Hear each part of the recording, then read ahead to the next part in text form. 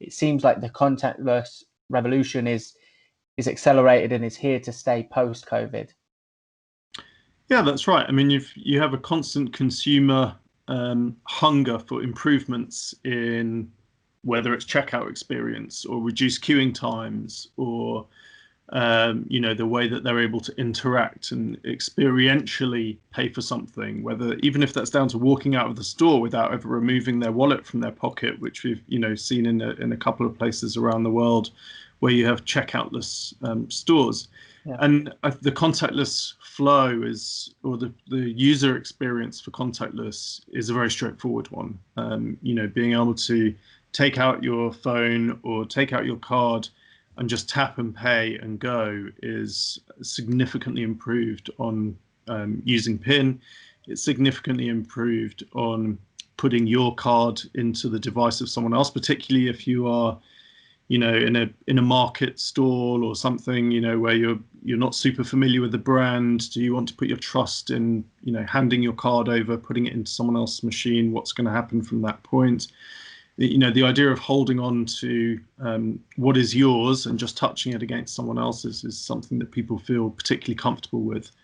And then the application of that technology in lots of other different ways is quite interesting and exciting as well. So, you've got a straightforward one for queue busting, just the ability for top-end boutiques or very busy grocery retail to be able to go and take the payment acceptance to their customer and roll in other payment options as well. So it was certainly in London and other capital cities across Europe, being able to accept China Union Pay or Alipay is really critical for a number of different reasons that's probably not getting into, but being able to offer that all on a tablet rather than a bank-owned terminal or something like that is really the way that they're going.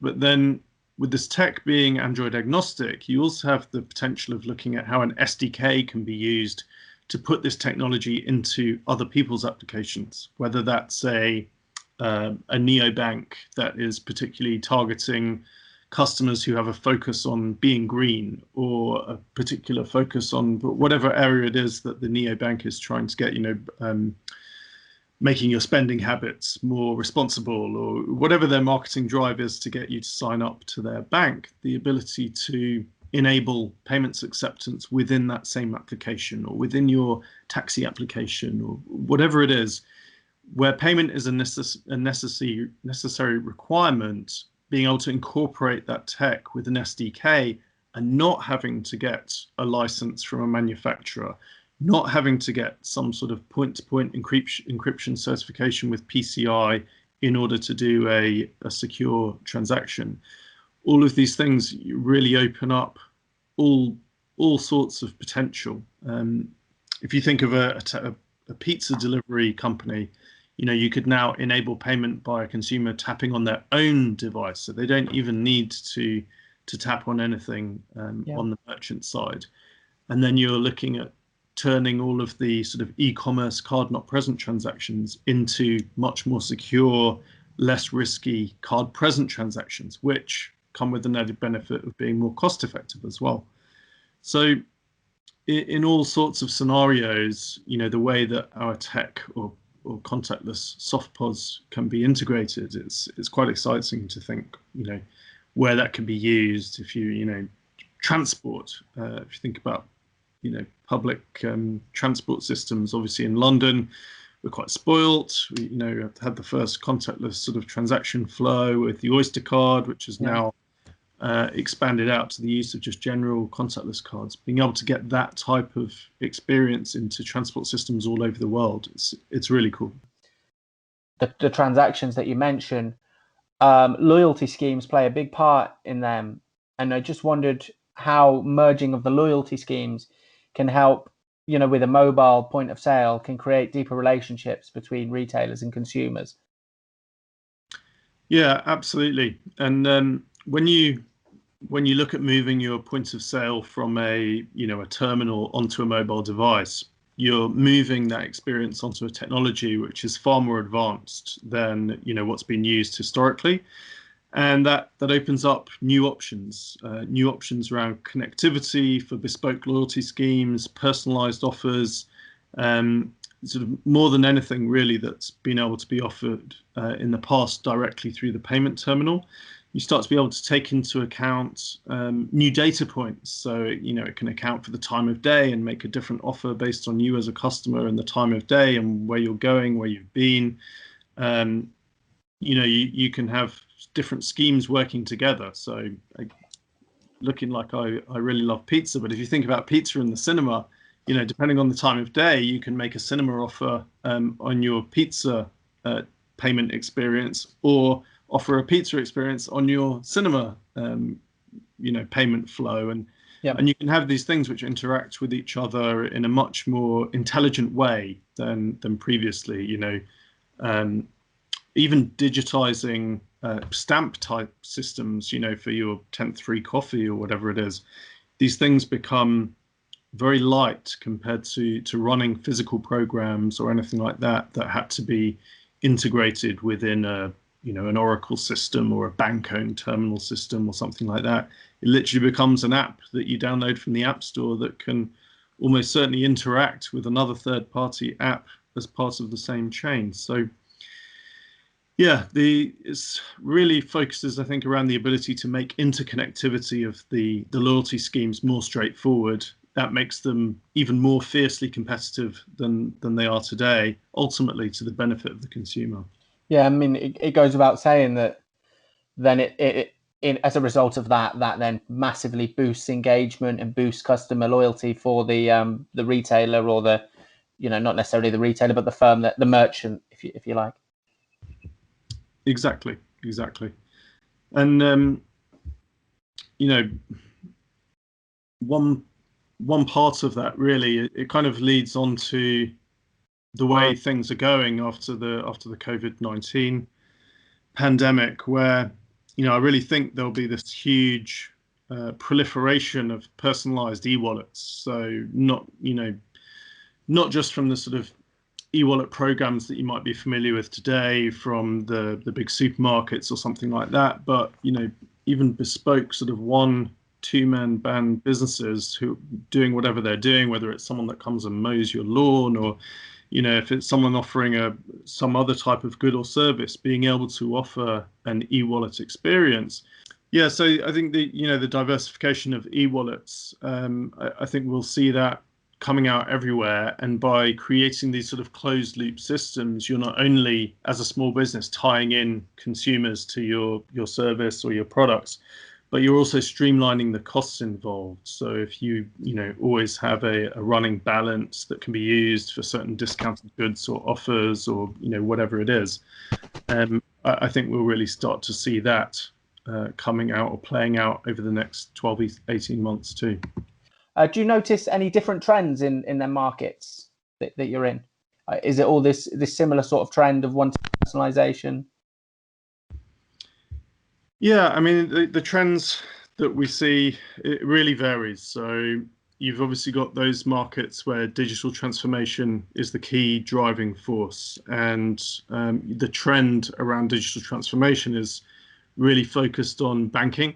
So people looking to have a mobile first, digital first banking type experience, because the digital infrastructure doesn't exist in any other form. So if you're talking, in Nigeria, or if you're talking in Algeria, Egypt, the typical, banks and branches and things like that tend not to be digital, whereas they have very, very new mobile type systems where these solutions can be rolled out very easily.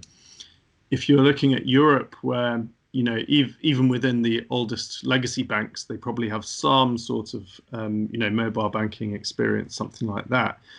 They are becoming more driven around the experience of using that banking app, the value-added services within that banking app. So, like one of the banks I bank with is NatWest. Within that banking app, I have several ways of tracking my spend or tracking my savings, or doing different things. But if you compare that to the functionality of someone like Monzo or Revolut, the services look very restricted. from a legacy bank to a neobank.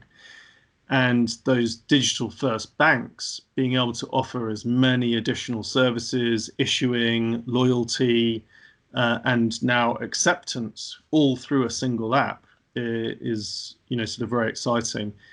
And where we see that also then following on is large brand names trying to offer the same experience, but from a different angle.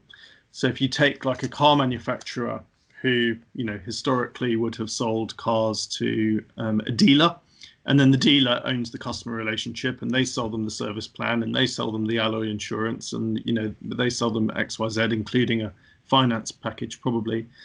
Now you see the car manufacturers trying to own that end relationship directly with the consumer, and then sell them extra services through that relationship as well. That could be through car charging services for electrical vehicles. It could be through parking services as a subscription.